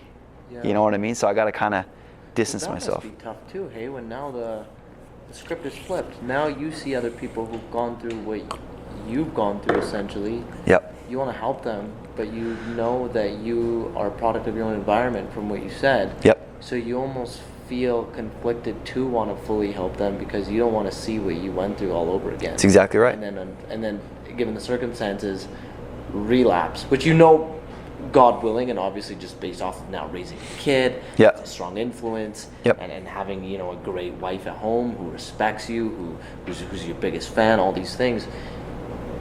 I want to ask, I mean, for someone like me, right? Like, something happens to me in my life, I see someone who's in it, I have a very similar personality as you, I can help but want to help them. Yeah. But I understand, then there's that feeling of, okay, well, how much distance am I going to keep from them? Yeah. So for you, do you feel like you have that distance immediately because of what reason?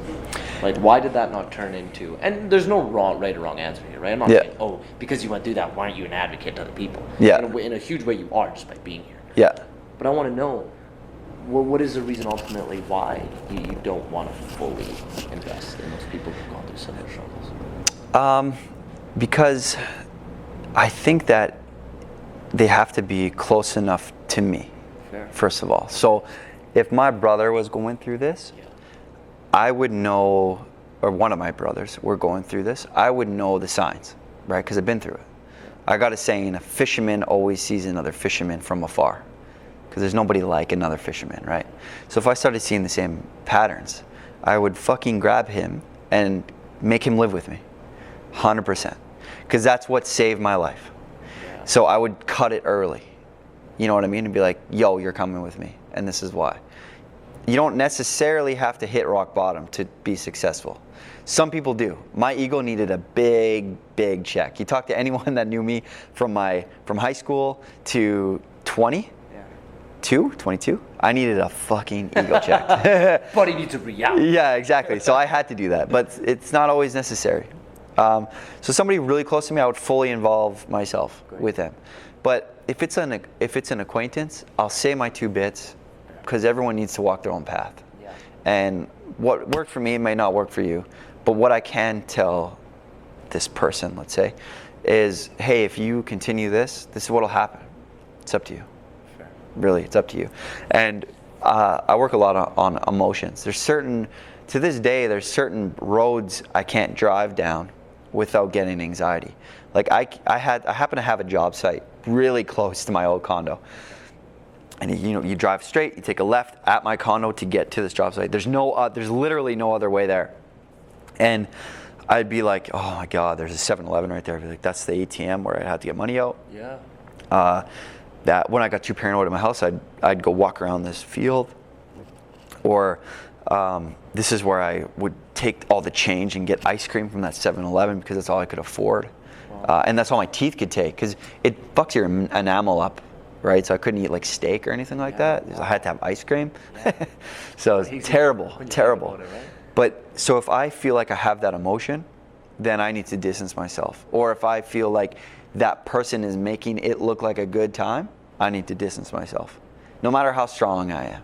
So yeah, if sometimes even Instagram or like Snapchat, I deleted Snapchat, but Instagram, for example, if I'm looking at stories and there's somebody at a rave, I'm like, fuck, that looks fun. And then I'm like, it's not though. Yeah. Because you are only seeing 6 seconds of the fun part. Just like, you know what's marketed really, really well? Cocaine. You ever see like Wolf of Wall Street or any movie with cocaine in it. Oh, it's ridiculous. They make it look like it's heaven. Yeah, yeah. Here's what is included in the lifestyle of you taking it. Yeah. Like girls, money, Yeah. partying, all this galore. Yeah. You know, it's crazy. You It's make a crazy. Great point. And it's not, it is fucking false, man. It's false. For about 10 seconds, it may seem to be true. Because you're with all your friends, and yeah, there's some girls around, and there's some girls that latch on to the guy who has the drugs. That's a real thing. That's a real thing. If you die, that girl goes to the next guy. You know what I mean? And it looks lavish, and it looks cool. It looks like that, it looks like that, it looks like that. But it doesn't feel like that. It doesn't feel like that. Coming down is fucking terrible. It's terrible. And these movies make it look so good, right? Well, actually, they don't even show the come down. Yeah. Unless you're looking at like a movie like Requiem for a Dream or a documentary. You know what I mean? That's it. But these other movies are it's making it look glamorous. And we got such a societal problem of like, you know, like some people brag about being a drug dealer. Are you fucking serious? Yeah. Like you weigh... You're going to brag about that? Yeah. Like you weigh shit for a living. Yeah. And you put it in bags and you sell it. That's all you do. You're a loser. You know what I mean? So, but these movies make it look like, yo, man, like he's got a Ferrari and stuff. Like you got to be a big drug. Yeah, exactly. Cred. Yeah. You got to be a really successful drug dealer to have a Ferrari, by the way. Like that's pretty fucking rare here. Dude, it's crazy, man. Like I was reading Jay-Z's Decoded. Yeah. And he was talking about it, and he says the sad reality of drug dealing and being immersed in that space, really in the projects when he was living in that time, was in the beginning, you're not making anything. Just like you're making less than you would a regular job. Yeah.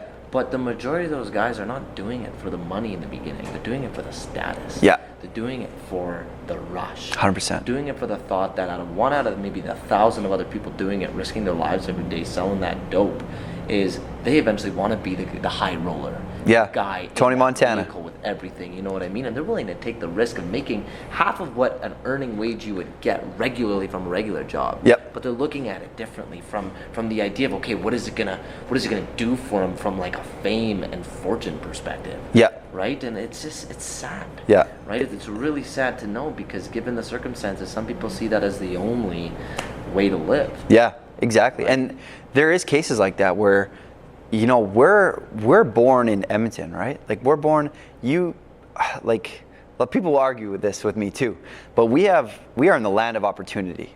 And I may just be saying this from a trades perspective, because construction is everywhere in Edmonton and in Alberta, so it's pretty easy. Like look at if a coke addicted 150-pound man can knock on your door and sell a deck, there's work everywhere. Yeah. Like I could do that, right? There's work everywhere, right? Yeah. But like there's some people that are born in like Detroit, Chicago, you know what I mean, projects, like they don't know anything else, right? Yeah. Here, it's that exact point where they just want that street cred or whatever. I don't know if it's necessary laziness, because you gotta hustle a little bit. Like there's hustling like what I do, like hustling every day to sell jobs, get jobs, like bring them in on time and network and meet people, all that stuff, right? Like every day I'm working every minute, except for while I'm sleeping. That's a fucking fact. Yeah. And then there's like the hustle, like what the movies say, oh, the guy's a hustler, but like really he just like leans his car seat back and he drives like this. Yeah. Like, you know what I mean? So that's I think a lot of people do that, but.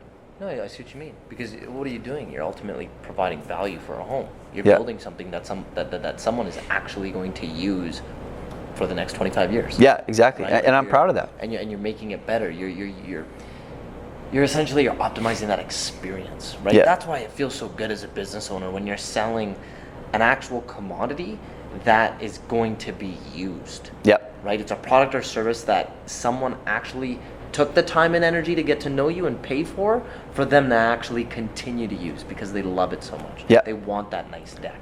They want their flooring refurbished. Yeah. Right? That's a whole lot better feeling as a business owner for you, to feel like you're making a difference as opposed to selling or using dirt. That's exactly right. Yeah. Right? You're selling something that works, like in a positive way. And it's also, there's something to be said about tangible things. So tangible skills, let's say. Mm-hmm. So like when I build a deck, we don't do that anymore, by the way. We're much larger than that. But if I were to do that, you would see a deck at the very end and be like, damn, like I built this with these. You know what I mean? That's that dopamine and endorphins that I so craved while I was doing drugs. Yeah. That exact same thing, and it's win-win. Yeah. I get the rush I want. I'm proud of myself. Sorry, I hit the mic there. And the client's happy.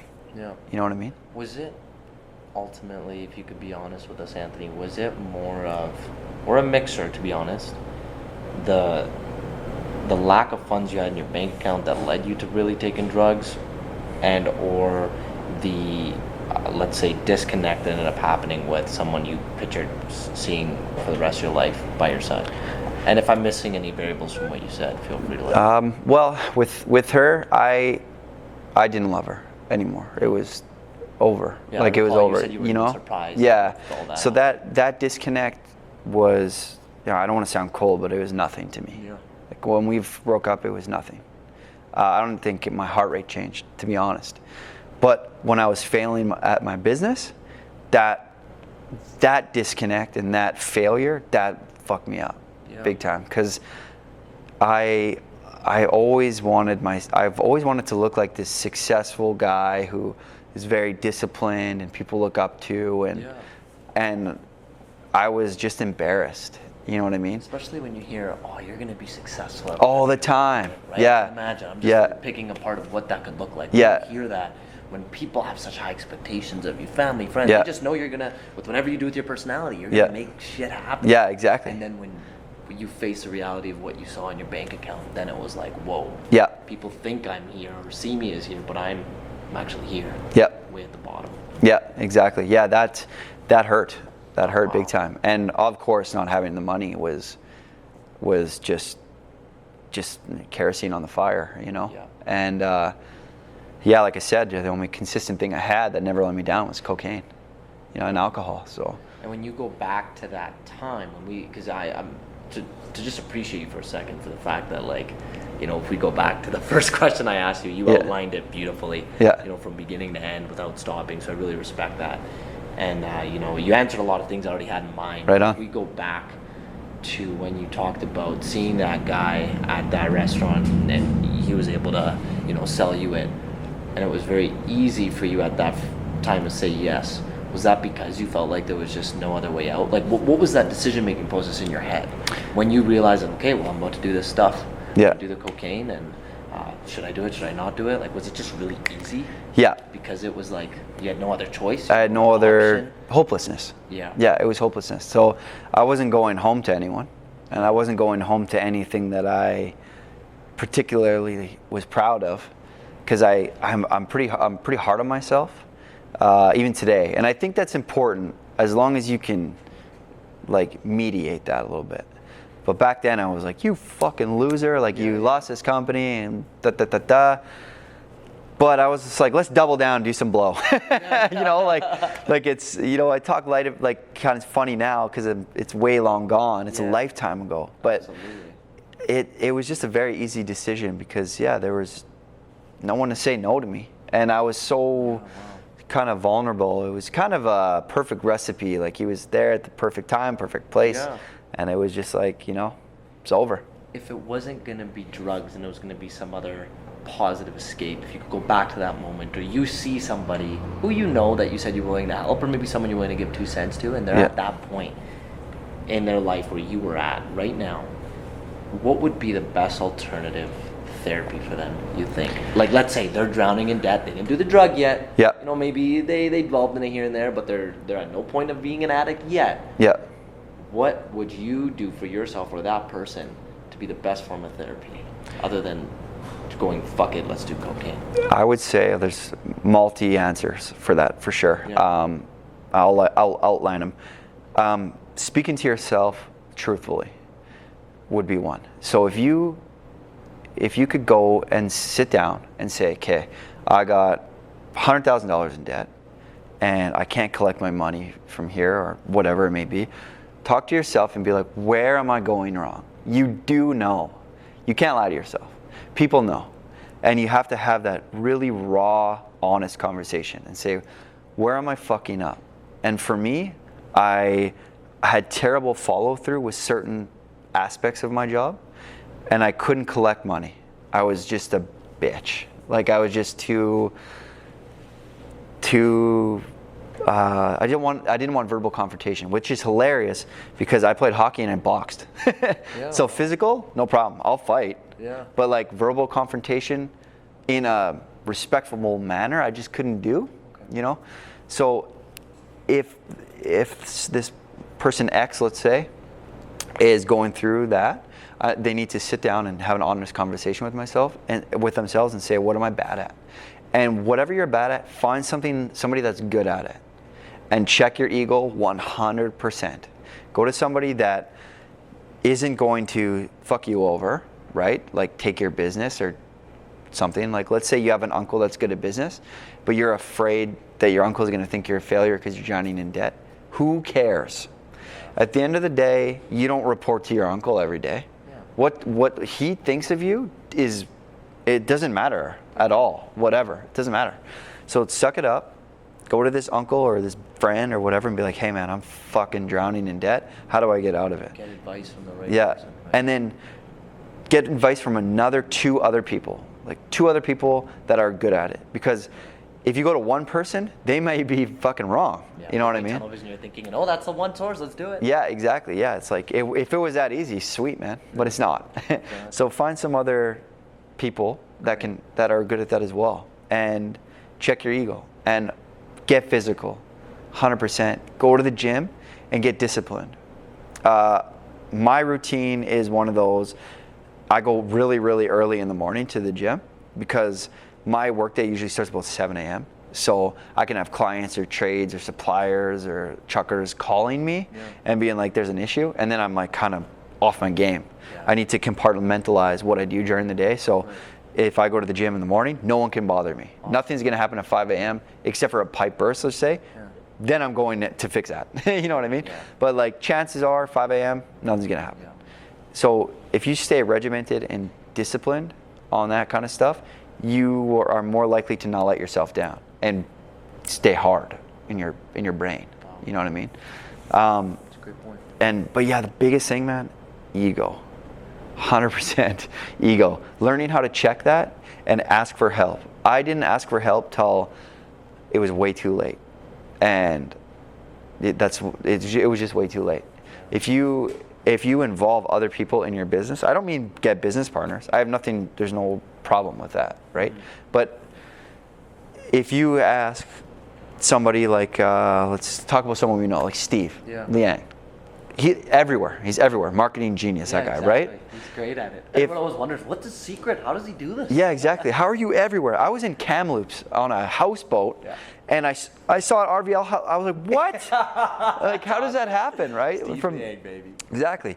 Let's say I wasn't good at marketing. I'm pretty good myself, but let's say I wanted to step it up. Which I do. So I may call him. Exactly. Like go to him and be like, hey man, I'm doing this. What am I doing wrong? What are the guys doing it right? Yeah, exactly. Locally, there's nothing wrong with that at all. And I think a lot of people think that there's something wrong with that because let's say they may be some alpha male that all their friends look up to and all the girls like and you know, whatever. There's nothing wrong with going to asking for help, and you have to do it. No one can. I don't know one person who's successful who did it alone. Even in boxing, it's a single man sport in the ring. They got coaches, they got cutman, they got someone that can help them meditate. Yeah. They got, counselors. It's a world of an ocean of people are helping this one person be successful. So why do you have to keep it to yourself? You don't. And that's what I did. And if anyone is listening, that's what you need to do is go ask for help and check your ego. Love it. It's okay. You don't have to look like a millionaire. Yeah. You know what I mean? You don't have to do that. Exactly. And by the way, when you become a millionaire, you still don't have to look like a millionaire. You don't have to. Yeah, exactly. Yeah. That's awesome, man. That's great advice. Yeah. Right? Because with everything you said, it all comes down to just being really real with yourself. Yeah. And not being afraid to let that show. Yeah. And cut people. Cut people. Your best friend in the world. We have this thing where, like I said, with the 10 people and then the 3 made you cocaine, those people become your best friends because you have this one thing in common that they don't have in common with anybody else because it's terrible. Yeah. So you just kind of like make your own little tribe, right? So they become your best friends, right? If you want to get out of that, you need to fucking get rid of your friends. Get rid of these people and change your number, whatever. Yeah. Doesn't matter. It doesn't matter. And if this sounds terrible, but if you have to help yourself before you help them. So if these like drug friends of yours are, they need you and then they OD because they overdose and die because they weren't with you or whatever, doesn't matter. Yeah. Like, it sounds cold as ice, but fuck that. You gotta manage yourself because more people than you think rely on you. They're gonna use and abuse you. It's exactly right. Yeah, these people will hold you down, and the people that you don't think look up to you, you have no idea who looks up to you. You may know because they say it to you, but if you may have like a third cousin that looks up to you or someone on Instagram. Like, I dedicate my personal Instagram. Like I have my business one, Anvo Construction, and then I have my personal one, Mr. Zorzetto. And that personal one is all about exactly what we're talking about. It's all, this is what I went through, this is what I did. I'm not going to tell you what to do, but this is what I did and this is what worked. Yeah, I love that. You know what I mean? And you sometimes got to get a little bit selfish. And sorry, I got off for a sec there, but someone reached out to me and said, I've never met them. And they say, hey man, your inspirational quotes are awesome, or your posts, I'm going through this right now, and this is getting me through the day, or whatever. Like, that's super powerful. It, right? Yeah, you never know who's looking up to you. So someone may be cheering for you in the background, so you need to get away from these people so that they can be actually proud of you. Because if they emulate you, they're going to be in that circle with you. That's true. You know what I mean? Wow. And it seems so selfish to be a drug addict and stuff like that, and suicide, you always hear this, like, suicide's so selfish, but someone who is committing suicide or wants to commit suicide think it's this most selfless thing to do because they're ridding the world of themselves, or they think they're such a burden to their family or friends that they need to get rid of themselves.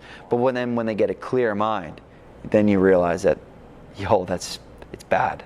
Your family would miss you, right? Yeah, exactly. So you got to get the fuck out of there, right? You got to get out of that mentality. So very powerful. Yeah. Peel back those layers and realize your self-worth, right? And that you do deserve a place to be on this earth. And that 100%. you are so much worth than who you're surrounding yourself around, and the let's say the crap you're putting in your body. Yeah. Right? Whatever it is, whether it's words or drugs, whatever it is, and then overcoming it. Yeah. Powerful, man. That's great advice. Yeah. I hope for anyone out there who has gone through similar, let's say, struggles as you, or is going through it, that they just learn from that alone. Yeah. Right. That they could see that. To your point, you talked a lot about how, you're only very specific while helping others, but I feel like I disagree. Like, you have your social media outlet, which you're allowing yourself to share. Yeah. That, right? So if anything, if anyone ever asks, just be like, check out my Instagram. Yeah, see, that's Instagram's a great it's a great tool. It's a great tool to it's important to me. I made a promise to myself when I was helped by my friend that I would help others. Awesome. But I can't do it every day and all day because you want to build an empire, raise exactly a family, and be there wholeheartedly. Right? Exactly. You are putting a lot of hours and time and even just energy into that. Yeah, right? and I will. If someone is like very, very anxious or very depressed, and I try to help them, my day's a write-off after that because I kind of take it on, and I'm like, oh, I'm so exhausted because I feel what they're going through, right? Mm-hmm. So Instagram's a really good way for me to help other people with a wall in front of me. You know what I mean? I post it and then I forget about it, and then I'll comment back later, and if someone DMs me, I'll comment or I'll DM them back later. When I'm ready, right? Because it takes a lot for me to say, like I have obviously you can see I'm completely covered in tattoos. Yeah, I wanted to talk about that actually. Amazing. So yeah, we'll get into that. My whole back is a mural. It's a whole back, so you can call it a mural of Saint Michael killing a demon. Wow. And I got that tattoo when I was. I could have got it a long time ago. I haven't done drugs for a long time. But that was a symbolic of me murdering my demon, which is drugs, or the mentality of wanting to do drugs, rather. Yeah. So people ask me, what does that mean? And finally, I put a post about it on my back, with completely tattooed, and I said, this is what it means. And for me to type that, I'm telling the truth and I'm completely vulnerable. But at the same time, I kind of, everyone likes to look successful in some way, right? So it takes a lot for me to look a little bit vulnerable, but it's really important for me to look vulnerable because I need to help people. Yeah. So I'm kind of caught in this thing, right? So I just said, fuck it, I'm going to start this Instagram and I'm going to be vulnerable and I can help people. So when I post that, it like takes everything out of me, and I do it at night so that I can just go to bed. Exactly. And then I'll check it in the morning. Yeah. You know what I mean? You feel that relief of knowing that, hey, there's actually people commenting back, there's people listening to this, or even just for your own vested interest of we talked about before we went on air is the whole journaling side of things. Yep. It's even allowing you to just realize how far you've come. 100%. To express that and bring that into earth, and whoever wants to see it can. Yep. Yeah, exactly. Yeah, and at a distance for me to protect my walls that I've put up. I think people put like a bad name on putting these walls up. Yeah. But I think they're important as long as you know what height to build them at. You know what I'm saying? Yeah. So Instagram is a good wall for me. That's so great, I can distance myself from that. Absolutely. You know what I'm saying? Cool. Yeah. Well, Anthony, you've been able to express, everything from start to finish. Finish really being where you are now. Yeah. Right? And why don't you just quickly share with us, before we cap our episode here about, how throughout that entire journey of ridding all of that of yourself of drugs and overcoming it all, raising a beautiful family now and building up your construction company to what it is now, what is it turned into now? Give us an explanation of, now no longer doing decks and just flooring. What is it that you offer with your construction company? Well, for now, we got a few companies. That's amazing. I have a business partner, pretty quiet guy. He's actually a mentor of mine. Great. So I probably doesn't even want me to say his name. So behind the scene. Yeah, exactly. Yeah, Mr. Shadow, I call him sometimes. So so what we started with, or for me, like I said, with these small floors and decks and that kind of stuff like that. Now we're building full buildings. Wow. Yeah, so full buildings, or we're building a lot of tenant improvements. So what that means is, we're in El Centro right now. I didn't build this building, but if El Centro wanted me to build a restaurant, I would build a restaurant inside this building. So that's a tenant improvement. So, and if he wants to move to the south side one day and someone wants to make this a yoga studio, I would come in here, demo it, and make it a yoga studio. That's a tenant improvement. Restructure it and change it into what it should be now. Yeah. Based off of what it wasn't before. Exactly. And to kind of put it into perspective, my first business venture was, I made a few $1,000s, and now we're messing around in the millions. So I'm super proud of it, and it's very I needed that rock bottom and to be humbling to operate my business the way I do now and to act the way I do now. Because if it was successful the first time, I would probably just been some prick. Yeah. You know what I mean? Of course. Wow, it's amazing though, right? As much as I don't want to say it in this circumstance, how everything happens for a reason, I want to more so frame it as you went through what you had to went through to get to where you are now. 100% agree with that. It didn't have to happen, but it did. Yeah. And the fact that it did and how you framed it, I'm telling you right now, I bet you there could be 20 individuals such as yourself, Anthony, who've gone through something similar. Yeah. I bet you're the 1 out of 20 who turned something like that into something of $1 million. Yeah. Into something of a very successful construction company. And I hope you know that doesn't take luck. That doesn't take any other magical force. That took you yourself. Yeah. That took your personality. That took your energy. That took your way of looking at things and healing from it and turning into something huge. So it's amazing to see that. I hope you know that when you look back at your 19-year-old self, just from hearing the story, being the one who's able to hear this on the front row seat. Yeah. It's amazing to see how you turned what you originally wanted to turn it into to what it is today. Yeah.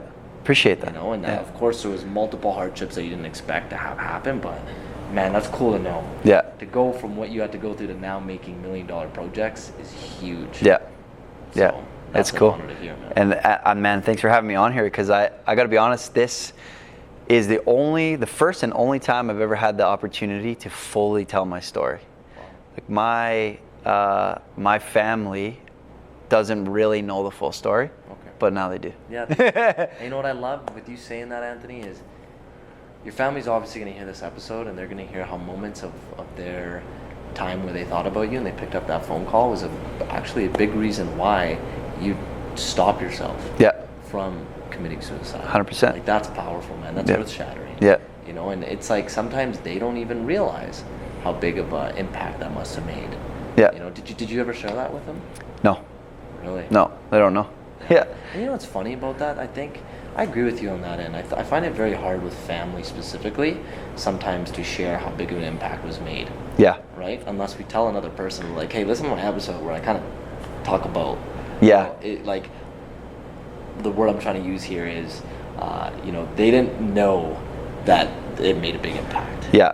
Right? Exactly, yeah. And, like, I'll tell you one thing, and maybe you can shine a light on how I could deal with this before we cap, is like, I know someone in my life specifically who multiple people, including me, know that they're an addict. But I feel like none of us, including their parents, have the balls to go up to them and say, hey, we know what you're going through. We want to help. Yeah. We all know, we have an idea, but we choose not to involve ourselves. And maybe you've been on the opposite end of that, and you've had family members that never really directly faced it, but they kind of took time to be like, oh, okay, 100%, right? Yeah. So I'm wondering, like, is this something where, you know, this is somebody, I'll be honest with, who at an event took me aside, we went to the washroom, they acted like it was no big deal, they're talking with me, and they whip it all out, they put it on the thing. Oh, you don't mind I do this? Well, I guess not. Yeah. You know, they're doing their deed, they're doing their drug. And I was still, to this day, man, I'm dumbfounded at how I reacted.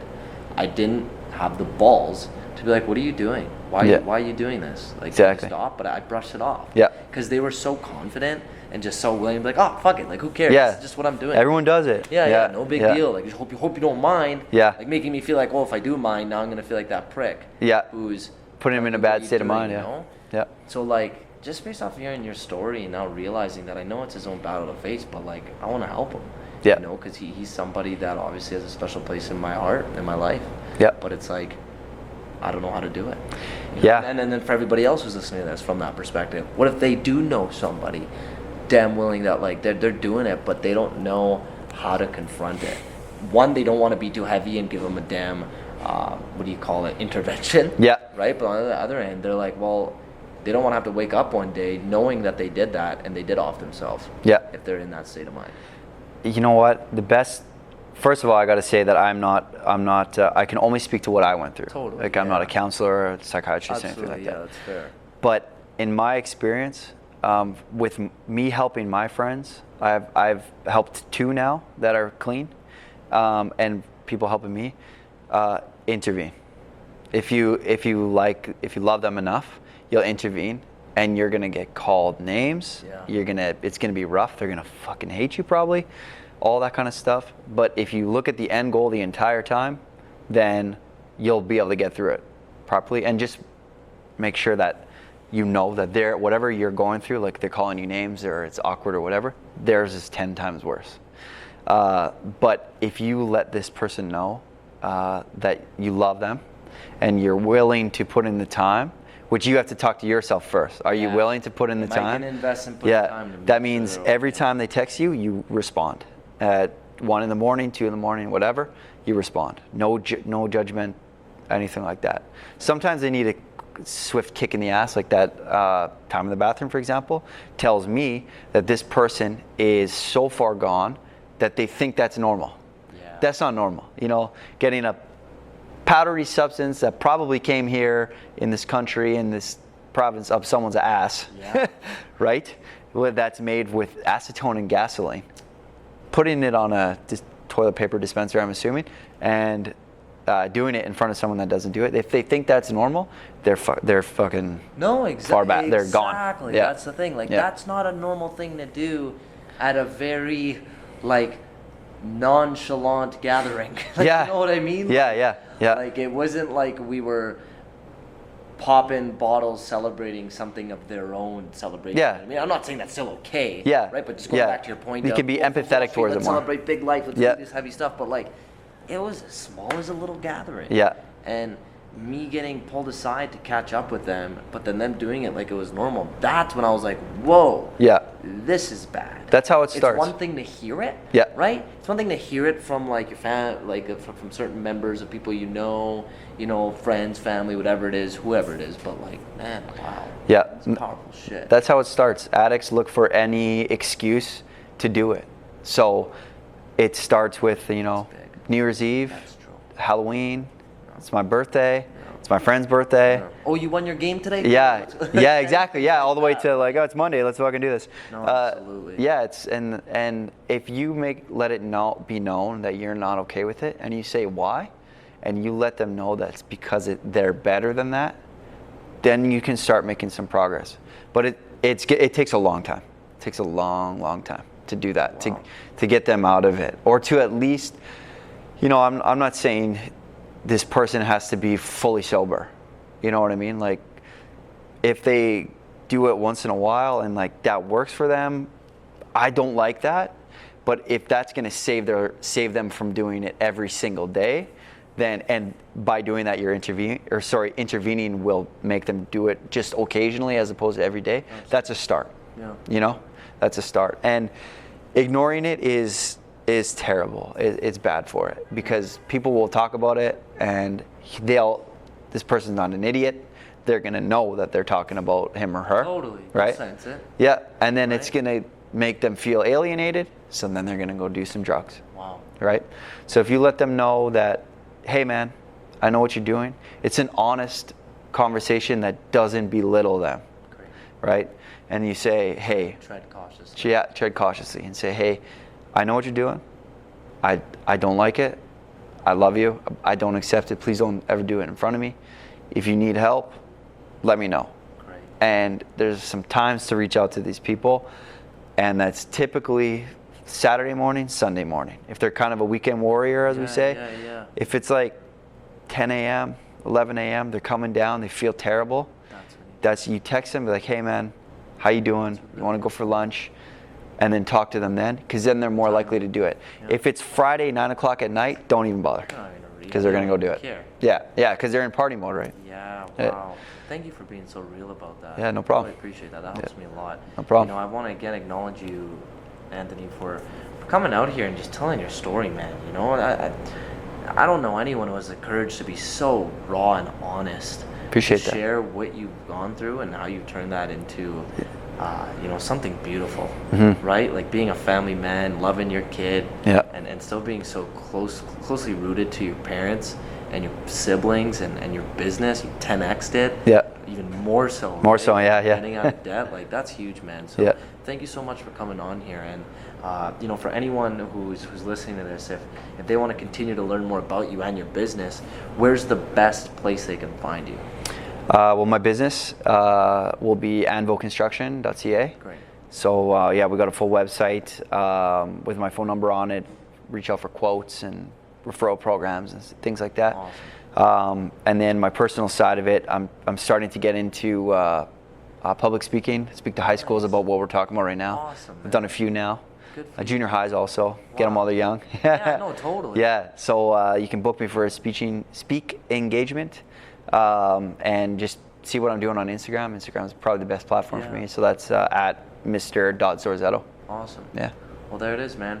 Ladies and gentlemen, the man himself, Anthony Zorzetto. Thank you so much for being on. Thanks, here, man. Happy to be on here. Pleasure. That's a wrap.